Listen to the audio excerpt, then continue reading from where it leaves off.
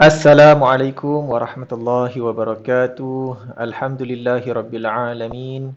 Wassalatu wassalamu ala Muhammadin asyrafil anbiya'i wal mursalin wa ala alihi wa sahbihi ajma'in.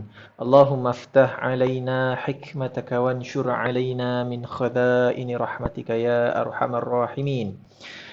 Murid-murid tingkatan 4 yang Ustaz kasihi sekalian, Alhamdulillah dalam video PDPR Pendidikan Islam tingkatan 4 kali ini kita akan sama-sama mempelajari pelajaran yang ke-22, bersikap benar menjauhkan kemunafikan. Baik, sebelum kita teruskan pelajaran, Ustaz minta untuk murid-murid menyediakan pen dan kertas. Okey, anda boleh salin nota yang terdapat dalam video ini. Okey, buat tugasan dalam video. Dalam video nanti Ustaz akan berikan beberapa tugasan di mana tugasan itu anda kena buat dan hantarkan tugasan tersebut melalui WhatsApp ataupun Telegram kepada Ustaz ataupun kepada guru pendidikan Islam masing-masing. Baik, tolong ambil perhatian untuk video kali ini dan laksanakan semua tugas yang diberikan. Baik, dalam pelajaran ini apa yang kita nak capai ataupun apa yang mesti anda semua dapat, iaitulah yang pertama sekali boleh menyatakan pengertian bersikap benar. Apa yang dimaksudkan dengan bersikap benar? Yang kedua, menerangkan tuntutan bersikap benar dalam setiap keadaan. Tuntutan, kenapa kita mesti bersikap benar dalam apa-apa keadaan jua sekalipun. Dan yang ketiga, menjelaskan contoh bersikap benar yang diamalkan oleh Rasulullah sallallahu alaihi wasallam. Baik, maksud bersikap benar iaitulah tidak berdusta dari segi perkataan, perkhabaran dan perbuatan.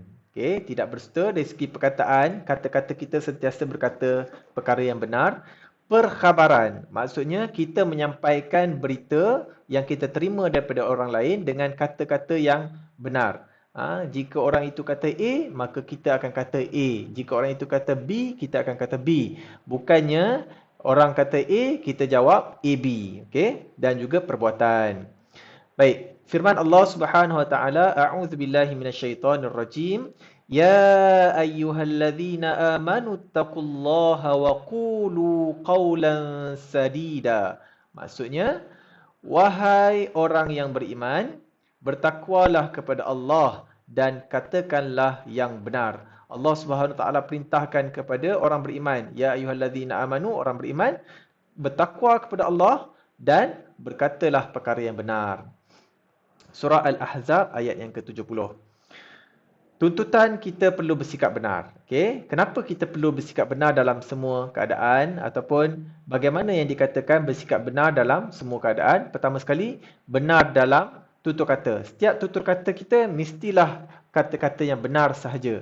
Yang kedua, benar dalam niat dan kemahuan. Begitu juga dengan niat kita, apa yang kita pendamkan dalam hati, sesuatu yang kita ingin lakukan, mestilah perkara yang benar. Yang ketiga, benar dalam keazaman dan cita-cita. Yang keempat, benar dalam menepati janji. Dan yang kelima, benar dalam melaksanakan tugas. Baik, kita akan pergi kepada setiap bahagian ini dengan terperinci. Yang pertama sekali, dalam tutur kata, tidak berbohong. Okay. Yang kedua, tidak mengeluarkan lafaz yang jelas mendatangkan dosa dan mengelirukan. Tidak berkata sesuatu yang samar-samar, yang boleh mengelirukan orang lain, ataupun sesuatu lafaz tu memang jelas-jelas mendatangkan perbuatan dosa. Yang kedua, niat dan kemahuan. Niat ikhlas kerana Allah Subhanahu wa taala. Apabila melakukan sesuatu, niat itu ikhlas kepada Allah Subhanahu wa taala kerana Allah. Niat untuk membuat kebaikan semata-mata. Yang ketiga, keazaman dan cita-cita.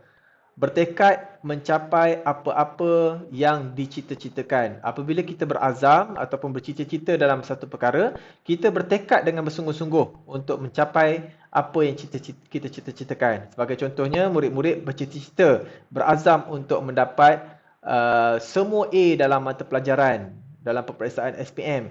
Jadi, dah bertekad dan berusaha bersungguh-sungguh untuk mencapai cita-cita tersebut. Tindakan yang dilakukan seiring dengan keazaman untuk mencapai matlamat.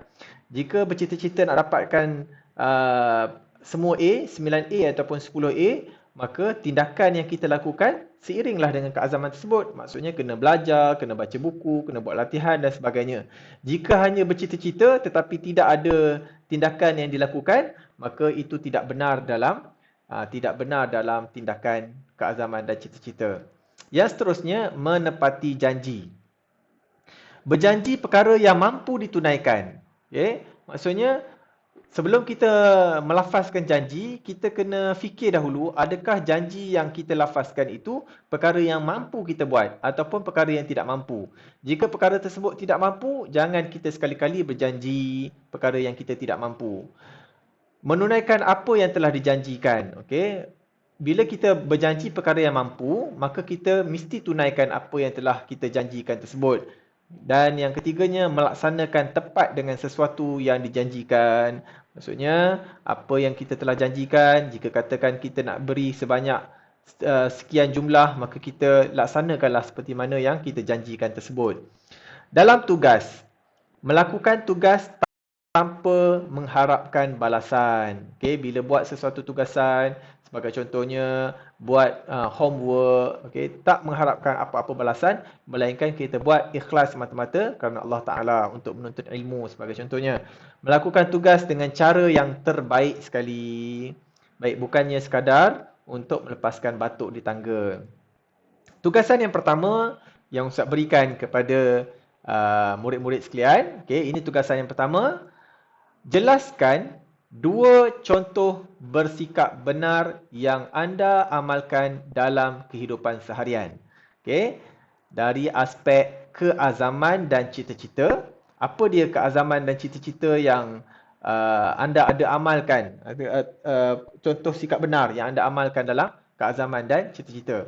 Yang keduanya dalam aspek tugas. Okay. Aspek dalam tugas. Baik, tugasan, 2 perkara ni, okay, sila jawab dalam kertas dan nanti boleh hantar pada Telegram ataupun WhatsApp. Sikap benar Rasulullah SAW yang pertama. Baginda tidak menokok tambah ayat yang disampaikan. Jika Nabi SAW menerima sesuatu ayat, baginda tidak akan tambah. Baginda hanya akan menyampaikan seperti mana yang disampaikan kepada baginda. Yang kedua, ajaran Islam tidak mengikut kehendak dan pendapat peribadi baginda. Okay. Dan yang ketiganya, setiap tutur kata baginda adalah berdasarkan wahyu daripada Allah Subhanahu Wa Taala. Seperti mana firman Allah Taala, "Wa ma yantiqu 'anil hawa in huwa illa wahyun yuha." Dan dia tidak memperkatakan sesuatu menurut kemahuan dan pendapatnya sendiri. Segala yang diperkatakannya itu tidak lain hanyalah wahyu yang diwahyukan kepadanya. Demikianlah Rasulullah SAW. Setiap perkara yang baginda sampaikan berkenaan agama Islam, baginda tidak menambah sedikit pun. Apa yang baginda sampaikan itulah yang diwahyukan kepada baginda. Seperti mana dalam surah An-Najm ayat 3 hingga 4 yang kita bacakan tadi. Sikap benar Rasulullah SAW yang kedua. Seorang wanita meminta Rasulullah SAW mendoakannya masuk syurga. Okay, ini satu gurauan Rasulullah. Walaupun Nabi SAW bergurau, tapi baginda bergurau dalam ruang lingkup yang benar. Bukannya seperti kita bergurau, kadang-kadang kita bergurau sehingga kita berbohong ataupun kita menipu dan sebagainya. Nabi SAW walaupun baginda bergurau, tetapi dalam gurauan baginda tetap ada kebenaran. Baik, seorang wanita minta Rasulullah mendoakannya masuk syurga. Baginda memberitahu bahawa orang tua tidak akan masuk syurga. Kerana apa orang tua tidak akan masuk syurga? Kerana semua yang ada dalam syurga, yang akan ada dalam syurga Allah SWT, Allah SWT akan menjadikan mereka gadis-gadis ataupun orang muda sahaja. Murid-murid boleh rujuk surah Al-Waqi'ah ayat yang ke-36 hingga ayat yang ke-37. Baik, hikmah bersikap benar. Terpelihara daripada sifat munafik yang dibenci oleh Allah Subhanahu Wa Taala Yang mana kita tahu bahawa salah satu sifat orang munafik adalah apabila dia berkata, dia akan berbohong. Jadi apabila kita sentiasa bersikap benar, kita akan terpelihara daripada sifat munafik ini. Yang kedua, menenangkan hati kerana tidak melakukan dosa. Orang yang sentiasa benar, yang sentiasa bersikap benar, mereka ni hatinya bersih, hatinya sentiasa tenang. Orang yang sering melakukan dosa, walaupun kita berbohong, walaupun berkata bohong, maka hatinya akan rasa resah, gelisah, gundah gulana. Okay. Yang seterusnya, lagi dua sikap benar. Okay. Ustaz berikan tugasan yang kedua. Terangkan dua hikmah bersikap benar dalam kehidupan. Okay, hantar tugasan dalam bentuk JPEG ataupun PDF. Dan yang ketiga, tugasan yang ketiga, senaraikan 3 tanda orang munafik. Okay, satu tanda Ustaz dah beritahu tadi, boleh cari lagi 2 tanda orang munafik tersebut. Pun sama dalam helaian yang sama dengan tugasan 1 dan 2. Hantar tugasan dalam bentuk JPEG ataupun PDF. Baik, harapan Ustaz, selepas mempelajari tajuk ini, murid-murid diharapkan dapat mengamalkan sikap benar dalam kehidupan seharian sesuai dengan tuntutan agama. Jadi kita amalkanlah. Kita dah tahu tadi, dah ceritakan tentang sikap benar, kenapa perlunya kita bersikap benar, maka diharapkan murid-murid boleh amalkan dalam kehidupan seharian. Baik, jadi Ustaz ingatkan sekali lagi, tolong selesaikan semua tugasan, hantar ke nombor WhatsApp ataupun nombor Telegram Ustaz dan tuliskan di ruangan komen video YouTube ini selesai mengikuti pembelajaran.